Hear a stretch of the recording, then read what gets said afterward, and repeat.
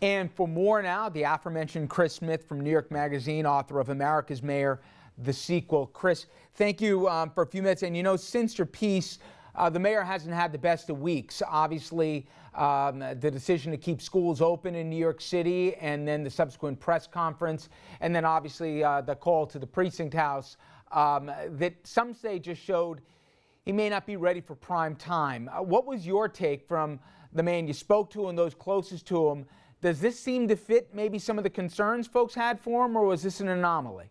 Sure. I mean, this was a lot of the uncertainty and criticism from rivals before he came in, that de Blasio had nothing anywhere near the experience of running a major city, let alone a decent-sized agency, and that the blocking and tackling of everyday government would give him problems. Now, you know, that's not to say there weren't plenty of opinions on the other side that keeping the schools open was the right call, but his handling of it was kind of bumpy and defensive, as has been his dealing with the call to the precinct or to the police department about his friend the minister.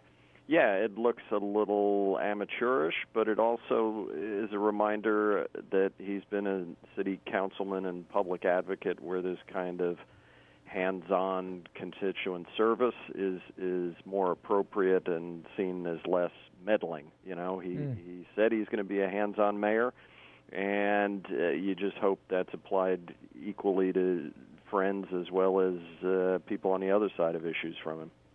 You know, throughout your piece, so much of both Andrew Cuomo's, both agenda and political possible future, and also Bill de Blasio's short-term future, and even maybe national platform for what he's trying to do with his progressive agenda, they're kind of tied together. I've heard conflicting accounts of their relationship before he became mayor and then since he's become mayor. What is real? And I know it's always tough in politics. I mean, there are no friends. You know, they say get a dog if you want a friend in politics. But what's the nature of their relationship then and now?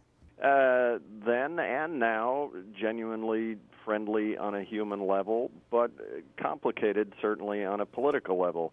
Andrew Cuomo, you know, was the Secretary of HUD, and Bill de Blasio worked for him. And even with de Blasio now the mayor of New York City, Cuomo outranks him and still sees him in some ways as staff. And yes, they have a genuine policy disagreement on how to execute pre-kindergarten, but it's very much an assertion or a battle for who's in charge politically.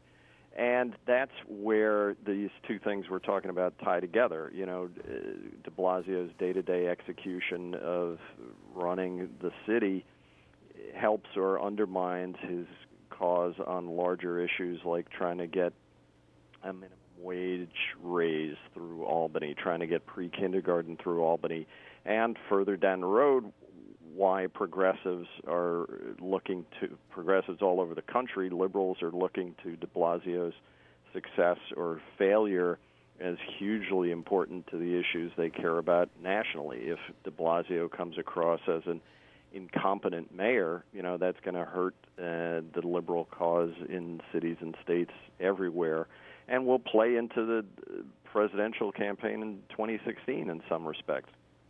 How does the governor look at the faction where you've got Shelley Silver, Senator Klein, you got even the Attorney General, kind of in lockstep, at least as it relates to universal pre-K, minimum wage, that they seem to be on the same page with the mayor, which may not be on the same page with the governor? Yeah, on the one hand, you know, the governor, it sort of deepens his feeling that he must be right on these issues. On the other hand, as I quoted a Albany hand who knows Cuomo well, Cuomo's kind of spooked by having all these liberals lined up against him. It makes Cuomo's relationship with the Republican Senate Majority Leader Dean Skelos all that more important, you know, both in terms of blocking what de Blasio wants to do on pre-K and in terms of Cuomo winning big in his re-election campaign, drawing votes from the suburbs, from upstate New York. It pushes him, in Cuomo's calculation, closer to the center by representing where the mood and the issues are all over the state and not just in New York City. You know, in your piece, it's interesting when you nationally get this touch from Democrats. You had an interesting conversation, I think, with Howard Dean. In many ways, what's playing out here is in a lot of ways the internal debate that's going on with the national party and how 2016 could shape up, right? About the two different kind of visions of what the Democratic Party could be, the Bill Clinton kind of triangulation centrist to the old school progressive argument for what the party platform ought to say. Exactly. It's very much an opening act of sorts of what we'll probably see in 2016. Now, Hillary Clinton right now has tremendous advantages, is the prohibitive favorite to be the Democratic nominee. But there are a lot of younger voters, a lot of younger left of center activists in and around the party, you know, who've really come of age since the 2008 financial crisis and the rise of Occupy Wall Street and the election of Senator Elizabeth Warren, who are much more skeptical and outright hostile to the sort of Democratic establishment that Hillary Clinton represents. You know, she's out there raising money from Goldman Sachs and other, you know, captains of industry. And even if Hillary, you know, goes wire to wire in the primaries, there's going to be a strenuous effort from the party's grassroots and left wing to bring her around on things like Wall Street regulation and minimum wage. And she needs those folks, the grassroots, the labor unions, who are going to deliver votes and go out and campaign for her in the trenches. So she's going to have to make some accommodation.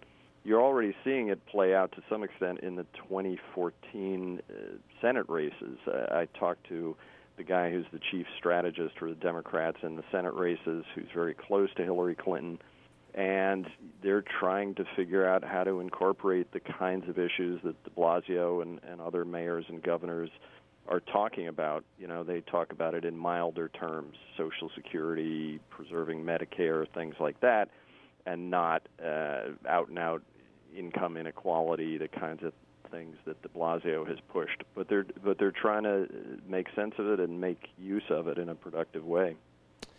You know, it's fair to say, though, Chris, that what significance de Blasio will have, or at least his policy will have, in shaping some of these, both in the coming year and in a couple of years from now, a lot of it's going to depend on how this gets resolved with so many union contracts up at the same time. If he doesn't have any money to do any of these initiatives, it kind of takes away a lot of the wind out of the sails, right?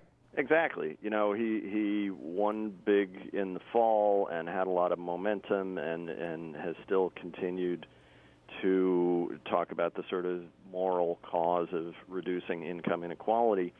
But if he can't run the city and craft contract deals with the unions that are perceived as both fair to everyday working New Yorkers and good for the city's budget, you know, that's the kind of thing that's going to undermine him trying to have a larger social, cultural agenda both here and elsewhere. It's going to be real interesting next few weeks and months here between Albany and New York City. Chris Smith, again, thank you so much. I appreciate a few minutes. You got it.